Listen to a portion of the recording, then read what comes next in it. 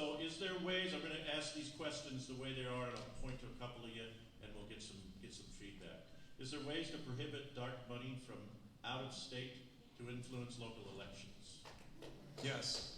How?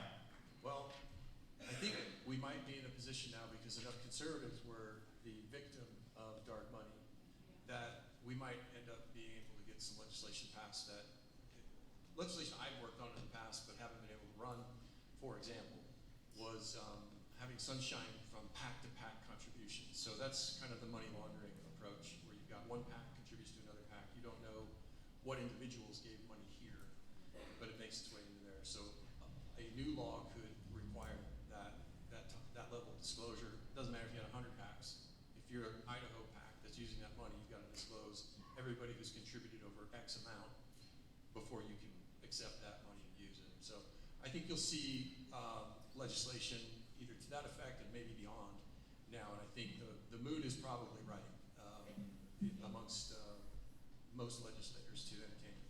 Okay, Joe? I think one of the biggest problems or potential problems that we have is the resolution process, and that is where dark money is coming in to affect what happens in the state. And now we happen to beat Prop 1 this year.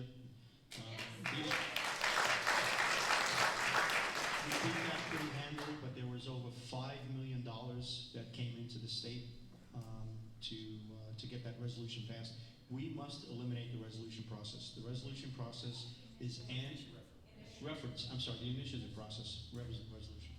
The initiative process, because the initiative process, if we're going to have initiatives, you don't need a legislature, right? If we're going to go to direct democracy, we don't need a legislature. You can all make your decisions on your own. It is a really bad thing, and it is what has been used in other states to overthrow what the people's desires are. California being a prime example of that. And that's where dark money comes in, massive amounts of it. Let me add a question to the topic. How is proof of citizenship verified in the voter registration process? Why do we allow election day registration without provisional ballots? Okay, let me jump on that if I could, because we have talked about the affidavit process. I tried to eliminate the affidavit process, which would allow you to vote on the same day without any proof of who you are. That's something that we have to get rid of. It's a really bad thing. I had a conversation with the Secretary of State last week about this, and he seems to be leaning in that direction now, so I'm hoping we can get something done on that this year. Heather?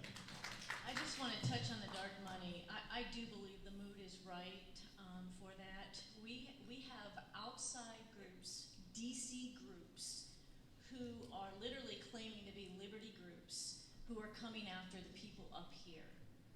They're threatening us with lawfare. We are being bullied, and some of this is going to come out in the next few weeks in that. But so I do think every dollar needs to be tracked. We had a liberty group come in and take out a conservative over a complete rhino, a horrible, like a Democrat. So this is what's going on, and I think we've had enough. I mean, I know I've had enough for the Freedom Caucus, what we've seen, and the attacks from DC on us. We are an independent state, and we need to track the money that's coming in, claiming to be conservative money. Let me add one more question, and then we'll wrap this topic. Are we going to pass a law to enforce hand counting of ballots at all? Precincts, can we get, I'm not sure what that word is, of all, get rid of, okay, can we get rid of all machines? I guess it's me again on this one. Unless somebody else has I was just going to say, I don't know what's wrong with the rest of you. We do it in Benoit County. I'm absolutely in favor, and I proposed doing this before, is to eliminate the machines. I will tell you there is great resistance from the county clerks. The county clerks want to use electronic measures to count. And it's, yeah, are we going to pass a law? I honestly, 50-50 chance to eliminate the electronic hardware. Again, 50-50 chance. Go ahead. Back to consent of the people. It's a lot easier for you to get to law. They have the ability to do what they want in the county. We give them a lot of leeway. So start county to county across this state, that's how you get things done. Anybody else want to speak on this topic?